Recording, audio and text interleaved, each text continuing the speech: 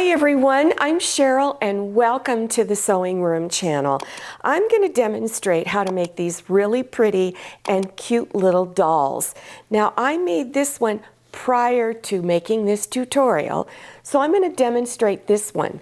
But they're made so similar there's very little difference. If I seem to have left out any steps, always refer to your pattern instruction sheet.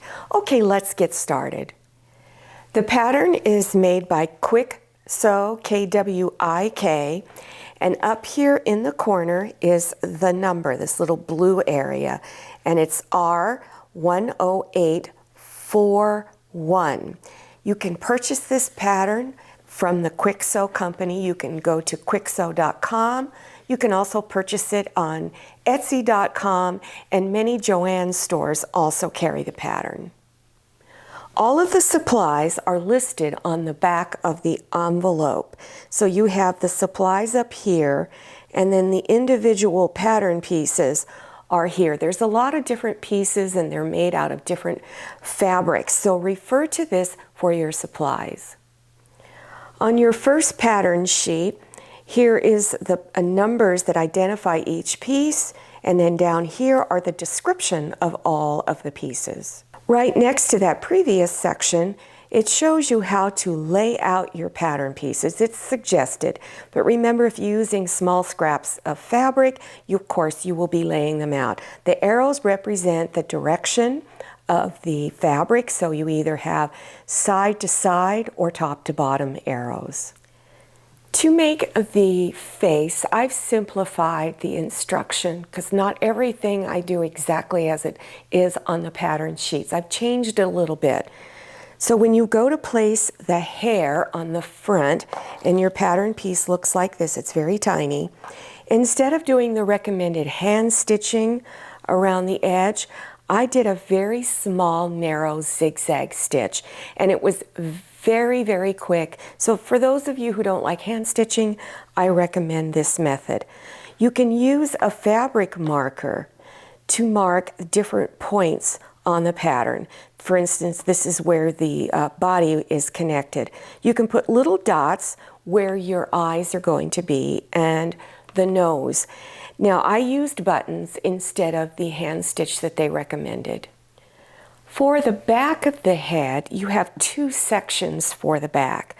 When I placed the hair over it, I did the same exact zigzag stitch. Remember, always test your zigzag stitch on scrap fabric. Then on each piece for the back of the head, you have a little cutout like this. This is called a dart.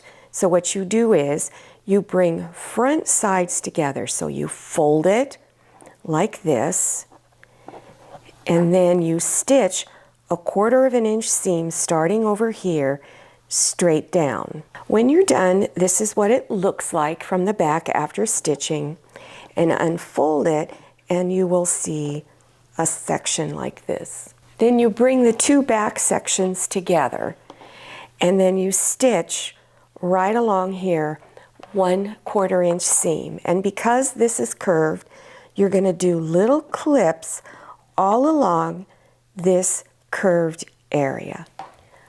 Remember that when you're cutting out your fabrics for the main body of the doll, you use the dress fabric as for the body of the doll. So you take those two front sections for the main body, bring front sides together, and then you stitch along this edge, and then again do little clips all along there. These are the pieces for the body on the back of the doll, and in the buttocks area, the butt area, there's two little darts. You stitch those darts together just like you did on the other piece for the head. And so you've got your two darts, one on each side, and then on this long edge, which is your seam that goes directly down the center of the back, you're going to stitch just a short seam over this way, maybe about 1 1/4 inch, 1/4 inch seam, and then you're going to come up here to the top where the neck area is and stitch about 1 1/4 inch seam. You want to leave this large opening here, and this is for you to insert your polyfill stuffing later. This is the back body section. This is the head back section. So you're going to attach them up at the neck area. So go ahead and pin it together and then stitch a 1/4 inch seam. Then take your scissors and do those little clips on that curved edge. This is the body front section. Here's the neck area. Here's the head. Attach the neck area down here. Go ahead and pin it and then do a 1/4 inch seam. And then again, don't forget to clip around the curved edge. For your arms, of course, you have your main arm pattern piece. And this is the dress sleeve pattern piece. And you're going to be attaching this dress sleeve to your different sections of the arm. So this edge right here attaches up at this edge. So you have your little circle dots, you match those here. So when you go to place it on there, it goes like that. Now let me show you what I did. For each arm piece, you're going to need 2 sections. And instead of doing what they recommended in the pattern directions, I decided to do that satin stitch on the edge of the sleeves. Then I brought the front and backs together and lined them up and then stitch a 1/4 inch seam all along here. Leave this open up here. And then of course, do your clips on all the curved edges. So this is what the arms look like when they're all done, and I've already inserted the polyfill stuffing. To do the legs, again, you're going to need 2 pieces for each leg. So when you have front sides up at your fabric, both pieces are facing in this way. That's how it should be. Then you have the front piece for the shoe and the back piece. The front piece, this taller edge here goes on the outside of the leg, and the shorter piece here. Same way here, this piece is right here is a little bit lower than this side. You can follow pattern instructions for attaching it. I chose to do that little zigzag stitch. Before you stitch the shoe down using the zigzag stitch, on the front, you're going to insert narrow ribbon. This is about 1/8 inch wide ribbon because there's going to be a little bow tied here. Now you make 2 legs and you use a 1/4 inch seam to stitch your sections together. So here's the 2 legs when they're done, and you'll notice the toes kind of curve in. That's how it's supposed to be. Now we're going to begin to assemble everything together. So here is the back section of the doll. Down here, remember, you have your wide opening. You've got the little darts down here. So lay your arms out like this so that they're curved in. Don't do this. It's not going to come out right. So lay them in like this, curving in. Same thing with the feet. You're having the back of the legs. Here's what the front looks like, but you want this part sticking up. Okay, so now I'm going to start with the legs. And the legs, pay attention to where the dart is. The legs are going to go on the inside of this dart over here, on this side of it. So take the leg and put it down like that. So the back side is down against the fabric. And then I recommend you do a little stitch close to the edge along here to hold it all together because it's going to be much easier. And then take this leg, find that dart, lay it against the dart, and then turn it down like this, and then stitch. Up here is the shoulder area, this straight line. Your arms are going to go below the shoulder area, right along here. So take your arm and turn it upside down so that it's curved and place it below the shoulder. And then go ahead and stitch it down right along here. So now you want to bring the front section of the doll where the face is, and you're going to take it and we're going to place it over. I've already pinned around the head area. When it comes to closing up the body, here's how I recommend you do it.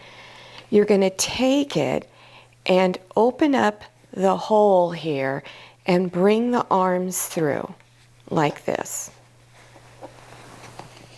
Okay, so you've got those in there. Now you're going to bring the body over. So we're going to do this in slow stages because you're going to find it's a little easier to do it that way. So go ahead and pin up here at the shoulder so you have the fabric attached, and then pin just a little bit below that shoulder on the side. And then do the same thing on the other shoulder. Then you're going to stitch all the way around the head and over the shoulder and down just a little bit. Now I've put the legs through the hole. And again, I recommend you do this in stages. So I've already pinned one side along here and under one of the legs. I recommend you get this all stitched down, then go over to the other side and pin it and get it all stitched down. Before you turn it front side out, go along all of your curved edges and do those little clips. Make sure you don't cut through your stitch lines. Now begin slowly turning it front side out.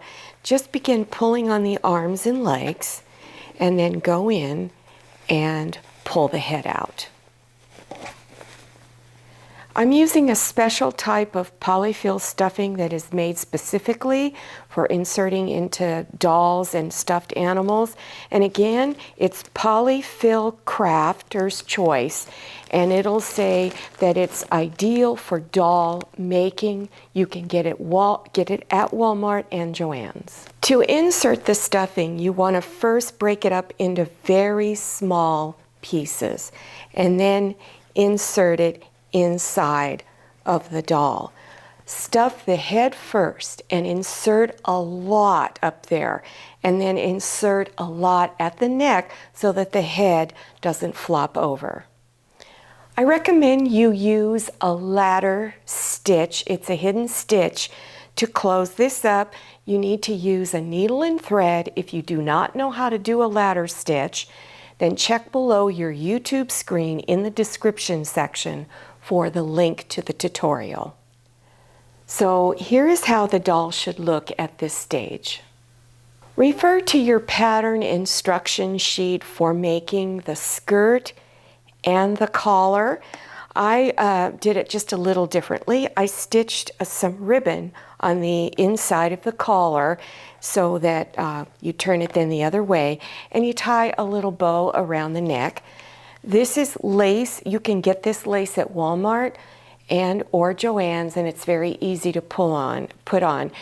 The skirt is very simple to make. To make the hair, I cut a piece of cardboard that was 4 inches wide this way and 7 inches across. I taped a long piece of yarn at each corner so that it won't get in your way while you're doing it.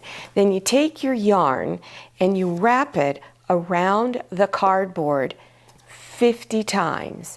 Then you untape this and tie these two pieces into a knot. Tie it as tight as possible. Then taking a pair of scissors at this side, clip the yarn along the bottom, and then it comes out looking like this. Now on this one, I added just a little bit of blue yarn just to give it kind of a funky look. Aren't these cute? I really liked how they turned out. Now, if you'll notice the collar on the blonde doll, I did change it. I decided I didn't really like the white collar, so I remade it out of this other kind of light teal color, and I like it so much more. Now, if you would like instruction on other beginner tutorials, check below your YouTube screen for those video links. Just scroll down to the description section, click on the down arrow or show more. It'll open up and scroll down a little more and you'll see all of those links. And while you're doing that, don't forget to follow me on Instagram and check out my Facebook page. Thank you so much for watching. I'll see you next time, and happy sewing. If you like the Sewing Room channel, one of the best ways to show your support is to subscribe by clicking on that red subscribe button and give this video a thumbs up.